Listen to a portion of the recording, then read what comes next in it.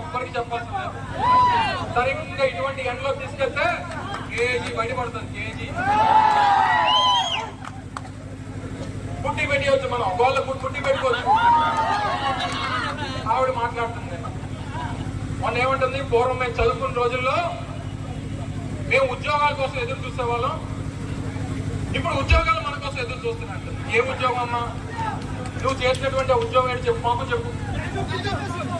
నువ్వు చేసిన ఉద్యోగాలు మా వాళ్ళు చేయలేరులే, మా వాళ్ళకి చేత కాదు, మా ఊర్లో మైకి అంతకన్నా చేత కాదు. నువ్వు వచ్చి మాటలు మాట్లాడతావు. ఒక్కసారి పదవి వస్తే నేను వదిలేసినటువంటి బుల్లెట్ ప్రూఫ్ కారు వదిలి తిరుగుతున్నావు నువ్వు. నేను వాడి వదిలేసినటువంటి నా బుల్లెట్ ప్రూఫ్ కారు నువ్వు వాడుతూ నా గురించి మాట్లాడుతున్నా. నీ సిగ్గు సెలవు ఏమైనా ఉందా అని అడుగుతావు, ఇక అర్హత ఉందా అని అడుగుతా ఉన్నా. ఏదో పదవి వచ్చేసరికి నలుగురు గన్మెన్లు వెనక్కి తిరిగేసరికి మాకు గన్మెన్లతో పని లేదు, నన్ను కంటికి రెప్పలా కాపాడుకునేటువంటి వేలాది మంది. నీకు పదవి పోతే నలుగురు కూడా వెనక్కి వచ్చేటువంటి పరిస్థితి నీకు ఉండదు. నాకు పదవి ఉన్నా పదవి లేకపోయినా వేలాది మంది కార్యకర్తలు నా వెంట తిరిగేటువంటి చేజిక్కించుకున్నాను. దయచేసి అటువంటి వ్యక్తులతో మాటలు పెద్దగా పట్టించుకోగలరు. ఎండకు వస్తుంటారు, వర్షానికి పోతుంటారు, గాలికి వస్తుంటారు, గాలికి పోతుంటారు. ఈ రోజు పెద్ద పెద్ద మాటలు మాట్లాడుతూ ఉంటారు. తప్పకుండా రేపు మళ్ళీ వైఎస్ఆర్ కాంగ్రెస్ పార్టీని అధికారంలో తీసుకొచ్చేటువంటి బాధ్యత మీరందరూ తీసుకోండి. పేర్లు ఎందుకులేండి, మొన్న ఎవడో మాట్లాడుతున్నారు ఏంటి, పాయకరావుపేట అనిత వాళ్ళ ఇంటికి వెళ్తే, హోంమంత్రి ఇంటికి వెళ్తే ఏంటి 15 లక్షల ఉద్యోగాలు. అంటే గుడ్డు పగలగొట్టడం కూడా మాకొచ్చు, గుడ్లు పగలగొట్టడం అన్నీ కూడా మాకొచ్చు. నేను మాట్లాడుకోవాలనుకుంటున్నాను. నేను ఒకటే చెప్తున్నా, మంచి చేస్తున్నాం. ఇండస్ట్రియల్ మినిస్టర్గా 2.5 సంవత్సరాల ఇండస్ట్రియల్ మినిస్టర్ ఉన్నాడు ఆయన. ఇండస్ట్రియల్ మినిస్టర్గా పకోడీ బజ్జీ కొట్లు, లేకపోతే ఇంకోటి ఏంటి ఆ రోజు ఏదో చేసి సమోసాల కొట్ల ఏదో చేశాడు, మా వాళ్ళు చెప్తారు బాగా మంచిగా. ఆ పానీపూరి బళ్ళు అవి కాదు నేను తీసుకొచ్చినవి. నేను వాటిని తక్కువ చేసి మాట్లాడట్లే. ఏఎంఎన్ఎస్ అక్కడికి వెళ్ళి అందులో ఉన్న వాటన్నిటిని చదవడానికి నీకు గంట పట్టిద్ది.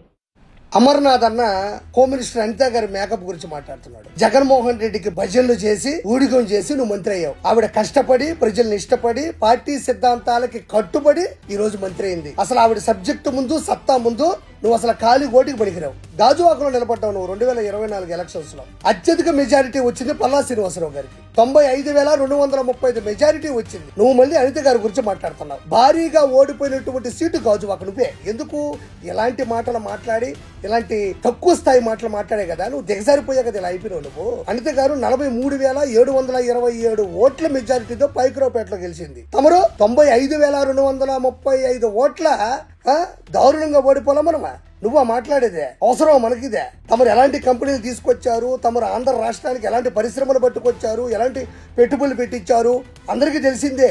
కాబట్టి మనం ఓడిపోయినాం. కాబట్టి ఎదుటోళ్ళ గురించి మాట్లాడేటప్పుడు కొంచెం ఆలోచించాలా.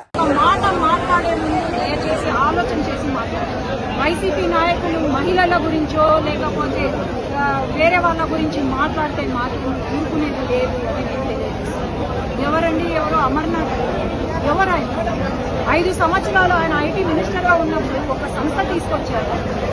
అక్కడ దావోస్కి పోతే మాకు చలి అందుకే పోలేము అన్నోడు ఈ రోజు మహిళల గురించి మాట్లాడుతున్నారు. ఇంట్లో మహిళలు లేరా? వాళ్ళ ఇంట్లో భార్య లేదా, లేకపోతే పిల్లలు లేరా, కూతురు లేరా? ఎట్లా మాట్లాడతారండి ఆయన? ఖచ్చితంగా మహిళలందరూ కూడా ఆయన పైన కేసులు పెడతాము. మేము ఖచ్చితంగా ఏంటి తెలుగుదేశం పార్టీ ఎంత స్ట్రిక్ట్ ఉంటుంది మహిళల జోలికి వస్తే అని మాత్రం తెలియజేస్తాము. నేను ఇంకా మీరు సామాజిక మాధ్యమాల్లో తిడుతూనే ఉన్నారు. మళ్ళీ ఇంకొకసారి హెచ్చరిస్తున్నా. పిఠాపురంలో ఒకసారి చెప్పాను మీకు, మళ్ళీ మీరు కూర్చొని పాత పద్ధతిలో కనుక మళ్ళీ నాయకులు మళ్ళీ మీరు పిచ్చి ప్రలాపనలు చేస్తే పర్యవసానాలు చాలా తీవ్రంగా ఉంటాయి, గుర్తుపెట్టుకోండి.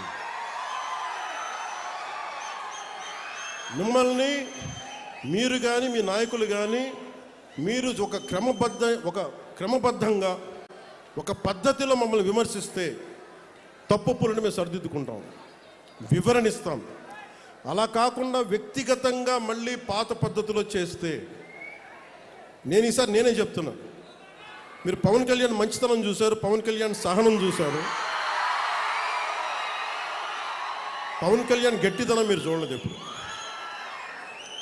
దయచేసి అక్కడ దాకా తీసుకెళ్ళకండి, ఎందుకంటే నాకు క్షమ ఉండదు నా దగ్గర.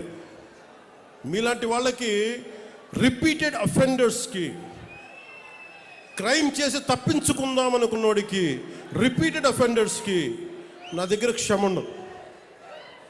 చాలా భరిస్తాం, చాలా సహనంతో తీసుకుంటాం. కానీ పదే పదే కూర్చోబెట్టి మేము ఏదైనా చేస్తామని మీరు మళ్ళీ పాత పద్ధతిలో చేస్తే, వీఆర్ క్లోజ్గా మానిటర్ చేస్తున్నాం. ఎవరు ఏం మాట్లాడుతున్నారు, ఎవరు ఏం చేస్తున్నారు, మీకు అవకాశం ఇస్తున్నాను. మీరు ప్రజాస్వామ్యబద్ధంగా విమర్శించండి, సౌహృదయంతో కూటమి ప్రభుత్వం తీసుకుంటుంది. మళ్ళీ హద్దులు దాటి మాట్లాడి మేమే వచ్చేస్తాం 29లో అంటే, నేను చెప్తున్నాను కదా, మళ్ళీ ఈ రోజున నా రాజోలు గడ్డ సాక్షిగా చెప్తున్నాను కదా,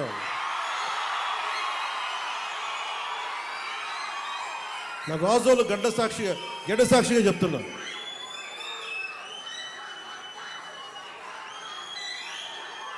మీరు అలాంటి ఆశలు పెట్టుకోకుండా జరగవు. ఎందుకంటే ప్రజలు మమ్మల్ని నమ్మారు, మేము వాళ్ళ ముందుకు తీసుకెళ్తాం. నేను మీ చేత మీ ఏ సమస్య ఉన్నా కానీ మనందరం కూర్చొని, ఉదాహరణకి మన ఆటో డ్రైవర్ సోదరులు ఒక సమస్య చెప్పారు, మాట్లాడుతాం దాని గురించి. ఓకే, సమస్య ఏముంది, కూర్చోబెట్టి మాట్లాడి, ప్రజాస్వామ్యం అంటే అదే కదా, ఒక సమస్య ముందుకు వస్తే మనం వింటాం, దానికి ఎలా పరిష్కార మార్గం వెతుకుతాం. అందరం కలిసికట్టుగా దేశాన్ని, సమాజాన్ని నిర్మిద్దాం.